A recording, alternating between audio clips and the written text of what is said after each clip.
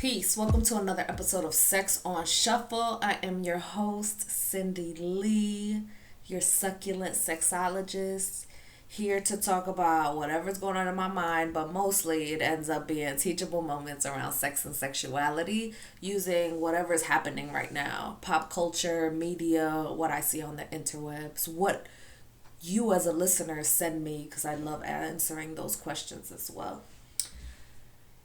It's been a minute and I wanted to send an update and want this also to be a message of around grace and handling your handle. You have to prioritize what you need to prioritize. That hopefully doesn't have an impact on other people in ways that make them feel like you are not staying true to whatever it is you are committing to. I know I've been going at this podcast since 2019 now, and I've tried weekly, I've tried bi-weekly, I've tried mini episodes, longer episodes, and I dig all of it. I think it's fun. I enjoy it. I enjoy being able to offer my 2 cents on things in hopes that you as the listener enjoy or find some type of pleasure or education out of whatever it is I talk about. And I also recognize that it's also been a very strange time, at least in my life, of grappling with so much of the both and, so much of multiple truths, sitting in gratitude and in grief and learning to navigate it all, being in community but feeling hella isolated, loving what I do and also, seeking, clarity in a way, or misrepresenting what clarity is, because maybe I'm looking for a bing, like a notification that isn't necessarily how clarity comes about. Anyway, I get busy and I prioritize things that I feel like need to get done, even if that means sacrificing other things that I enjoy. So even in prioritizing pleasure, there's prioritization of pleasures as well. This podcast is a joy and a pleasure to work on, and I would love some help around getting it out there to you. So that's what I'm working on too. So I've been hella blessed to be able to, in the past 2 months, I'm still in the house, trying to get back out, at least in nature, because I really enjoyed my walks on the beach with my lover. But I am still very skeptical about being outside. And you will see me with my mask if you see me at all in the real world. What else?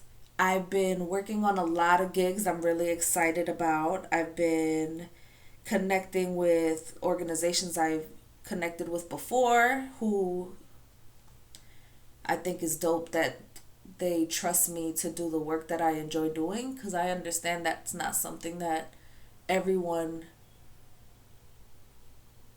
not everyone's lived experience. I know it wasn't mine in the first 10 plus years of being an adult, or let's not even say being an adult, of working, because I've been working, if you will, legitimately, I've been working since 15, whatever legitimate means. Let me get clearer. I've gotten money for work as early as 11. Let's say that. So yeah, it's been a journey. It's been a journey to kind of suss things out, and I find joy in supporting folks in their sussing out of things, and with prioritizing the folks that I'm working with directly or the organizations that I'm running workshops for, I'm also prioritizing my care. And for somebody like me, as much as I talk about self-care, my lived experience has not been I haven't been conditioned to prioritize self-care in the ways that I advocate for it now. So sometimes shit that feels like an additional job. It feels like a part-time job. It feels like work and labor. But sometimes that's what healing feels like, especially if that's not something that you are accustomed to, like that's not part of your way of thinking, way of being. So it's an adjustment to put that into place. And now that things are, I don't know, it might be the vitamin D outside or the fact that I'm stepping away from being in my office. It's now giving me a little bit more time and space and clarity to be like, I enjoy you as a listener. I enjoy creating this podcast. I enjoy how it evolves and how I'm okay with that evolution, even in hindsight. Because there were times that I took a step back because, 2020 was a lot of shifts and changes, a lot of loss. And there were moments that I didn't record. And then I look back and I'm like, oh, but I didn't record in ways that look like, even if I didn't consciously do it intentionally, maybe subconsciously it was intentional. And I'm like, oh, I'm looking at this and, my shame or my inner hater wants to creep up and talk shit about it. But that looks like a season shift. So in the ways that I took a step back from certain episodes and I came back with it, instead of looking at it like, oh, I stopped or I'm off or I'm inconsistent or whatever other jargon that's used to employ, more shame and guilt around not being enough or not being perfect. I looked at it like, bitch, these are seasons. And I've named them as such. So we are right now in the thick of season 3. I haven't recorded an episode since my Bridgerton, which was I think in March. But time flies, bro. And I say bro in a gender neutral way. But now I'm here. And I wanted to update because sometimes I don't talk. I just come right back into it. And I think it's because I'm blessed to have people around me that are like, we know life is happening. The expectations that have been harmful to us, at least in my experience, have been showing their ass. To me, they've always shown their ass, but have been a little bit more pronounced, or people are more cognizant of it because of everything that's been shifting, because of things like, the personal pan pizza, panorama, pandemic, whatever you call it, to give yourself either some humor or to be present in that moment. Shifts have happened. And I really hope, this wasn't the point of me saying all this stuff actually, but I really hope, and I'm jaded. I have both of those inside of me, because the way that I'm given grace, or I give myself grace in my communities and with myself and my loved ones around, like, you're going to get to this podcast when you need to get to it. And we here and we support you. And I think that's beautiful. And I hope shit like that translates outside of my circles, because I'm really concerned about how adamant people or society are trying to get back to this quote unquote normal, when that shit has never been sustainable.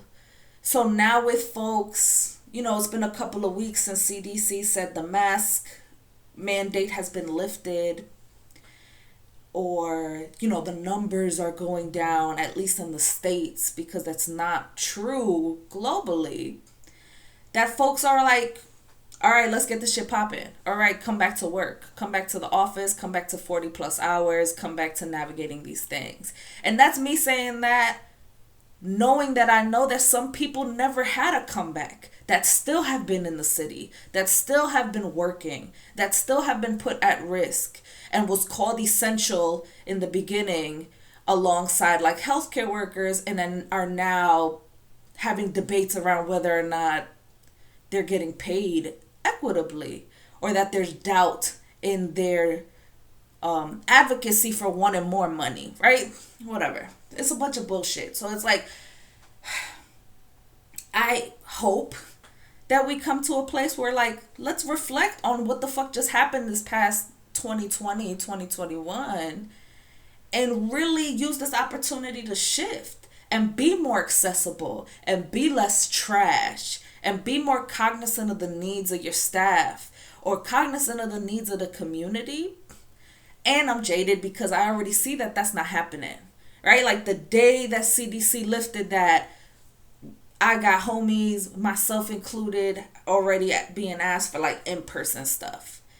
And that's for folks who haven't been in person, because like I said before, a lot of folks have been. And I understand that desire, and maybe that comes from a place of wanting some comfort. Maybe the comfort is wanting to get back to quote unquote normal. But I don't know if that benefits us.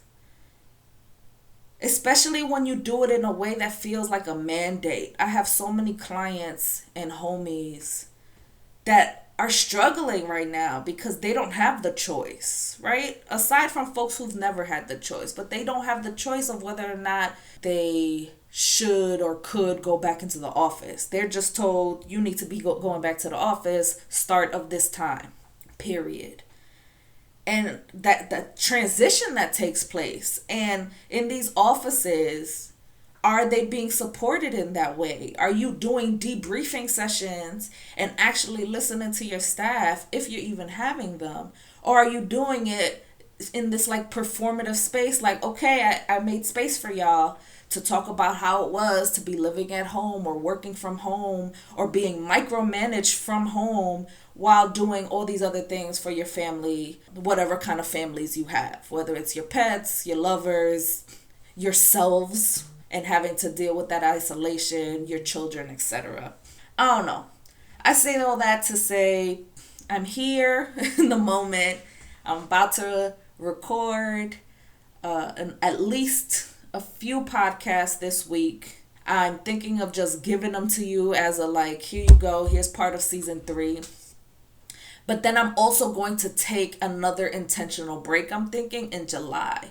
And this is the second time that I've ever done it, so it feels strange, and I feel good about it. I know the first time I did it ever was December, and it was a break, but it also felt more so like a practice run of certain boundaries. Because December didn't feel like a break to me. There's holidays. There was so much that was going on just to deal with mentally. But I held a boundary around like emailing and being present for outward facing. And I put like a vacation, out of office email. And I barely do that when I am out of office. I just am out of office. But it felt good to do that. And then it also felt good to model that. Because I want other folks to know that you can, if you can, do that for yourself in whatever boundaries and stipulations you need to have. Because there's other factors that may not be applicable in my life versus yours. I just want to tell you thank you for listening. Thank you for supporting. Thank you wherever you came from, whether it's a previous workshop or a homie or the search engine of your choice, because I'm trying to not to say Googling, because that's one particular search engine and there's so many factors around the good, the bad, and the ugly around search engines, particularly Google. But I guess that's another conversation to have. I'd love to connect more with you, to find out what it is you're interested in. Be on the lookout for more podcast episodes. I have a few interviews scheduled that I'm really excited about because I love chopping it up with my homies. I miss them. I had the privilege, even though it was a struggle, and the pleasure to connect with these folks at least once a year at like conferences or just connecting, in group gatherings, and then not being present with the people close to me. You realize how much you took those little instances for granted, or just how grateful you are for having those experiences and being able to reflect on some good times, some dope, brilliant ass people, some kikis here and there, and, a good meal. Anyway, let me know what topics you're interested in.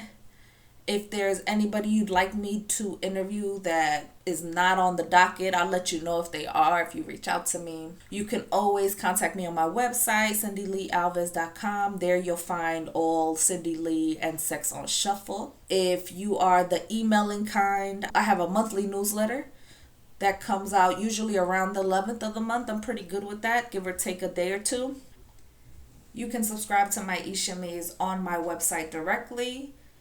With that, for folks who aren't subscribed, let me give you some updates that are happening this week.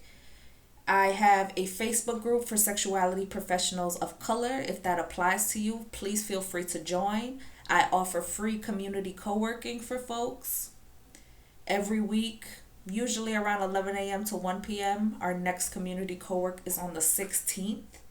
I'll leave some information in the notes, and it's also available on my Instagram. I also am facilitating a workshop hosted by New York City Department of Health's Teen Connection, their community action team. I actually used to be a part of the Bronx CAT when I used to work at a nonprofit in the Bronx. I also was a part of the Lower East Side CAT back in the day. Shout out to all that beautiful work. I'm facilitating a workshop, self-care for social service professionals of color. So if you want to talk about how white supremacist culture shows up in our work, how we can support one another, support ourselves, and add some magic to our self-care toolkit, please tune in. It's going to be on Thursday, June 17th from 10 a.m. to noon. I will put the registration information in the pod notes as well. It is free and open.